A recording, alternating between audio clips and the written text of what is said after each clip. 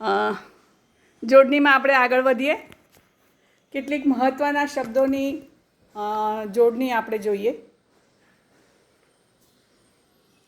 જે પરીક્ષામાં પૂછાતી હોય છે. હે ને? તો કેટલીક જોડણીમાં રસ્વઉ અને દીર્ઘઉ, રસ્વઈ અને દીર્ઘઈ એ બંનેમાં અર્થભેદથી પણ જોડણીના અર્થમાં ફેરફાર થતો હોય છે. દાખલા તરીકે અહીંયા શબ્દ છે પ્રવીણ, એટલે કોઈ કાર્યમાં કુશળતા અથવા તો માસ્ટરી અથવા તો એને આવડે છે, એમનામાં આવડે છે પ્રવીણ. પણ જો આપણે વીને રસ્વ કરી દે તો એના વિના, નામ તો સરસ છે પ્રવીણભાઈ, પણ આપણે જો જોડણીમાં ભૂલ કરીએ તો અર્થનો અનર્થ થઈ જાય છે. પછી તજજ્ઞ, તો એમાં પણ જોડણીમાં ધ્યાન રાખીએ, જ જે છે એ અડધો છે. વિશ્રાંતિ, વિશ્રાંતિ અંગ્રેજીમાં આપણે રિસેસ કહીએ છીએ, તો રિસેસની જોડણી પણ થોડુંક બતાવી દઉં તમને. આ વિશ્રાંતિ શબ્દ આવ્યો એટલે રિસેસ, આ જોડણી સાચી છે, રિસેસ, તો એને પણ આપણે ધ્યાનમાં રાખીએ. પ્રશંસા, ષટકોણ, ભૂલ ચૂક. હવે જોજો, આ શબ્દ જે છે ભૂલ એકલું લખીએ તો એ દીર્ઘઉ લખીએ છીએ, અને ચૂક શબ્દ જોડે છે એટલે ભૂલ ચૂક, તો ક્યારે પણ જોડણીમાં ભૂલ ચૂક કરવાની નહીં. હરીફાઈ, હા, તો એની દીર્ઘઈ થશે. તો હરિ શબ્દ જે છે ઈશ્વર માટે પણ વપરાય છે ને વાંદરા માટે પણ વપરાય છે. જો તમે રસ્વઉ કરો તો ઈશ્વર માટે હરિ, નારાયણ, અને દીર્ઘઉ કરો તો વાંદરા માટે વપરાય. તો કેટલો અર્થનો અનર્થ થઈ જાય, તો એને આપણે ધ્યાનમાં રાખીશું.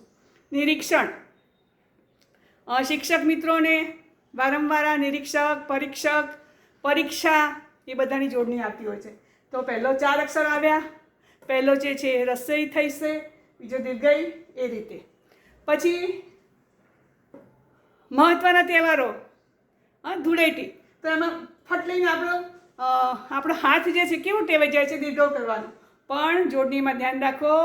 દિવાળી અને હોળી બે મહત્ત્વના તહેવાર છે, તો રસ્વઉ થશે, ધૂળેટી.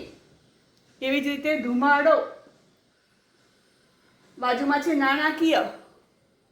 તો ક્યારેક એવા શબ્દો હોય છે કે જ્યારે અનુસ્વાર જેવો બોલે ત્યારે એવું લાગે કે આમાં અનુસ્વાર મુકાતો હશે, પણ ત્યાં મુકાતો નથી. તો નાણાકીય, એમાં અનુસ્વાર આવે નહીં, મોટાભાગે આ બધા ભૂલ કરતા હોય છે. પછી પિયુષ, તો એની જોડણી પણ ધ્યાનમાં રાખશું, બંને દીર્ઘઈ થશે. બરાબર. રૂપિયો, આ ર છે અને આ દીર્ઘઉ રૂ છે. મોટાભાગે આ આપણી ભાષામાં રૂઢ થયેલો શબ્દ છે રૂપિયો, તો એની જોડણી જે છે યની આગળનો તમે જુઓ છો તો એ રસ્વઉ આવે છે, પણ આગળ જે છે રૂ એટલે દીર્ઘઉ છે. પછી ખૂણિયો, રમણીય, ઈય કીય માં દીર્ઘઈ થાય. હા, એવા કેટલાક શબ્દો તમારે શોધી કાઢવાના. પછી હોશિયાર, તો હોશિયાર, હા, તો આપણે બોલીએ છીએ એટલે એવું લખીએ છીએ એટલે પછી હ ઉપર અનુસ્વાર મૂકીએ છીએ, જે બિલકુલ ખોટું છે. તો આપણે ધ્યાન રાખીશું, ત્યાં આગળ અનુસ્વાર મૂકીશું નહીં. બીજો શબ્દ છે સમાધિ, બરાબર. પાછળ અધિક, આવા શબ્દો ધી આવે તો એ રસ્વઉ થશે. પછી મેં કહ્યું અર્થભેદ થતો હોય તો ચીર, આ શબ્દ જે છે ચીર, તો ચીર એટલે દીર્ઘ, લાંબુ, હે ને. અને જો એને દીર્ઘઈ કરીશું તો એ વસ્ત્ર એના અર્થમાં આવશે.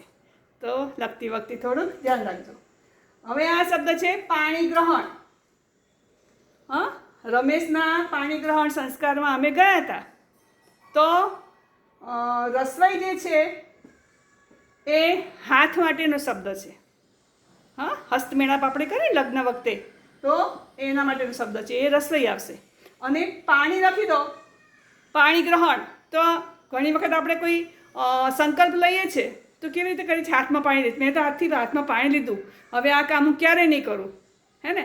તો એ સંકલ્પ લઈએ છીએ એ પાણી થઈ જાય, પાણી ગ્રહણ, તો એનો અર્થ બદલાઈ જાય છે. પછી દ્વીપ અને દ્વીપ, આ બે જે શબ્દો છે, આ દ્વીપ એટલે હાથી અને આ દ્વીપ એટલે જે સમુદ્રની અંદર ચારે બાજુ પાણી હોય ને, દ્વીપ કહીએ છીએ આપણે, એના માટેનો શબ્દો વપરાય છે. તો આમાં કેટલાક શબ્દો અદ્ભુત છે, તો અદ્ભુત શબ્દની પણ જોડણી ધ્યાનમાં રાખીએ. દ ખોડો, ભૂ રસવો, અદ્ભુત. આશીર્વાદ છે, તો વ ઉપર આપણે રેફ મૂકીએ તો સ ઉપર મૂકી દેતા હોઈએ છીએ, તો એમાં પણ કેટલુંક ધ્યાન રાખીએ. 4 કે 5 શબ્દ હોય, મ્યુનિસિપાલિટી, યુનિવર્સિટી, આવા કેટલાક શબ્દો જોડણી પૂછાતી હોય છે, તો એને આપણે થોડુંક ધ્યાનમાં લઈશું. બધાને ખૂબ ખૂબ શુભેચ્છા. સરસ પરીક્ષા આપો અને પેપરમાં કે કંઈ પણ વાંચો ત્યારે જોડણી ઉપર ધ્યાનમાં રાખીને લખો અને વાંચો.